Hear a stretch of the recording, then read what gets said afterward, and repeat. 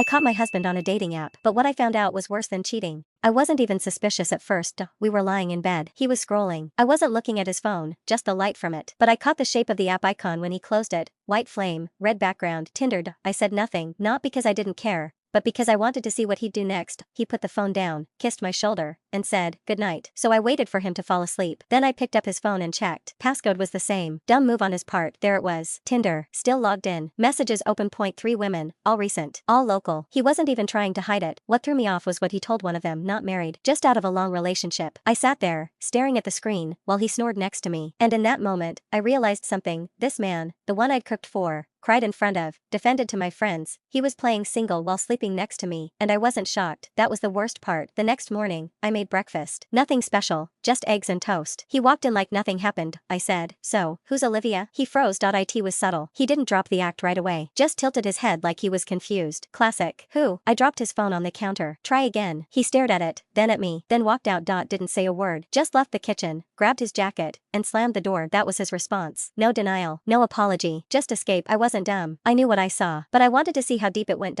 So I dug. He wasn't just on Tinder. He was on Hinge, Bumble, even Facebook dating, which I didn't even know still existed. He had whole conversations, different names, different stories. One woman thought he was divorced with a son. Another thought he was new to the city. He was running multiple lives. And then I found her, not a random hookup, not some thirsty DM. An actual relationship. The same woman kept popping up in texts, photos, calendar events. He had dinner with her on our anniversary. Let me say that again, our anniversary, while I was waiting at home with takeout, thinking he forgot. He was at a seafood place laughing it up with some woman named Breed. I went completely numb. Now, here's where it gets worst. I reached out to Breed. I didn't yell. I didn't threaten her. I just sent a message ***. Just wanted you to know the guy you've been seeing is married. I'm his wife. She messaged back in less than 30 seconds. No, the frick he isn't. Then she sent a picture of his bedroom.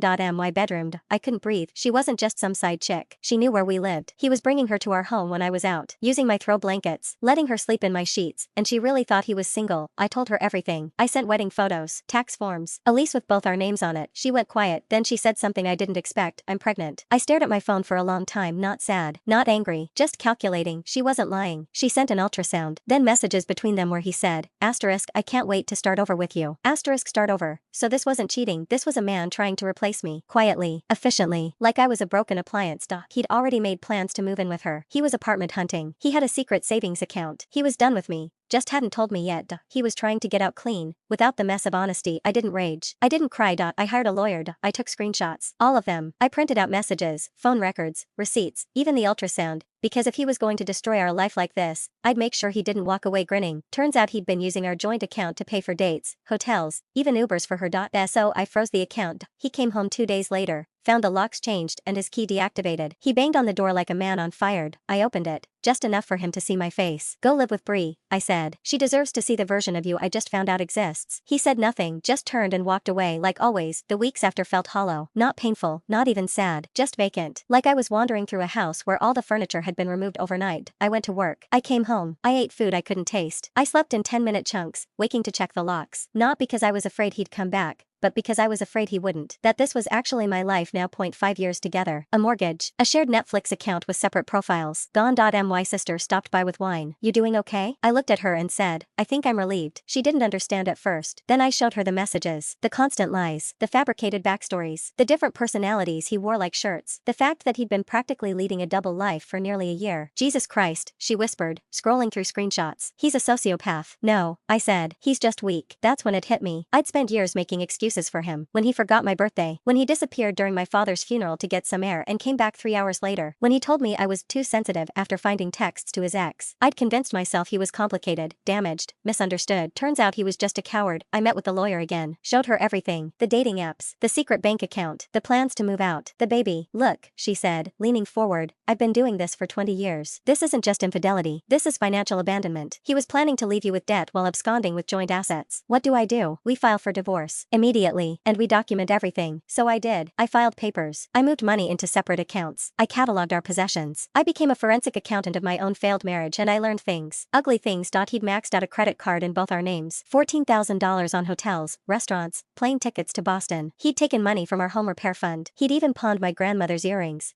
the ones he claimed he couldn't find after cleaning. Each discovery was like peeling back another layer of a rotting onion. But I didn't cry. I documented. 3 days later, he texted, "We need to talk." I didn't respond. "I know you're mad, but there's more to the story." Still nothing. "You don't understand what I've been going through." I blocked his number. That night, he showed up at my sister's place, where I was staying, banging on the door, slightly drunk, demanding to explain his side. My sister called the police. When they arrived, he switched tactics. Suddenly he was calm, reasonable, just a concerned husband checking on his wife. The officers looked at me. "Ma'am, do you want to speak with him?" I stepped onto the porch. "You have 30 seconds. Bree's lying," he said immediately. "She's not pregnant. She's trying to trap me." I stared at him. "That's what you came to say? That's your explanation? That you're not having a baby with her? You're just banging her in our bed?" He blinked. "I made mistakes, but you have to understand." 15 seconds left. I was unhappy. We were drifting apart. I didn't know how to tell you. The police officers shifted uncomfortably. "Time's up," I said. "Next time, bring your lawyer." Weeks later, I heard from Bree again. She left him. Turns out he lied to her, too, about everything. She found out he had another kid in a different state. And a sealed domestic case from 4 years ago. She said, "I thought I was stealing someone's husband. Turns out I was just catching a stray bullet." That line stuck with me. She sent screenshots of their conversations after she confronted him. He denied everything, called her crazy, said I was his psycho ex who couldn't let go. Then, when she showed proof, he flipped to begging, promises to change, declarations of love, the same script he'd used on me, probably the same one he'd use on the next woman. We met for coffee. Awkward doesn't begin to describe it. 2 women, one visibly pregnant, discussing the same man who had lied to both of us. "I'm keeping the baby," she said, "but he's not going to be involved." Smart choice. She looked down at her cup. "I'm sorry about your marriage." "Don't be," I said. "You didn't break anything that wasn't already cracked. We didn't become friends, but we did become allies." The divorce proceedings dragged on for months. He contested everything, claimed I was abusive, said I drove him to cheat, then switched to saying he wanted to reconcile, then back to attacking me. His lawyer quit twice. Meanwhile, I rebuilt. I painted the bedroom, bought new sheets, changed my hair, started therapy, joined a kickboxing class, applied for a promotion at work and got it.my friends noticed. "You seem lighter," my best friend said over brunch. "I am," I replied. "Turns out I've been carrying a 200-pound weight my entire marriage." She laughed, but then got serious. "Do you miss him at all?" I thought about it. I miss who I thought he was, but that person never existed. 6 months later, the divorce was finalized. He got less than he wanted. Much less. The judge was not impressed by his financial deception or his attempts to hide assets. I kept the house. He kept his lies. On the day the papers were signed, I took myself to dinner, alone, at the same seafood restaurant where he'd taken Bree on our anniversary.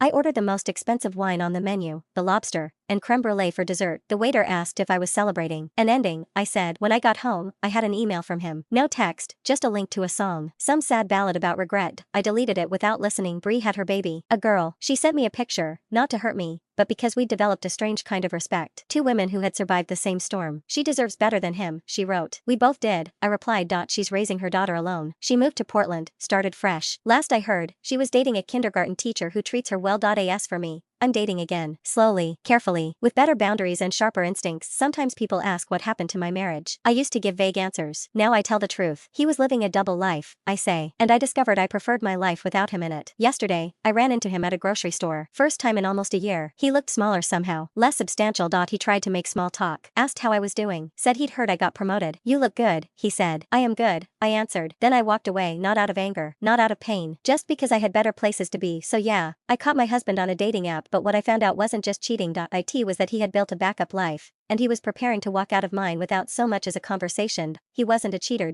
He was a coward. And when you marry a coward, it's not about betrayal. It's about realizing they were never strong enough to stay loyal, even to their own identity. But here's what I learned. Sometimes the most painful discoveries lead to the most necessary endings. Sometimes finding out the worst truth about someone sets you free. I don't define myself as a betrayed wife anymore. I'm just a woman who finally saw clearly, who realized that being alone isn't the worst thing that can happen. Living a lie is.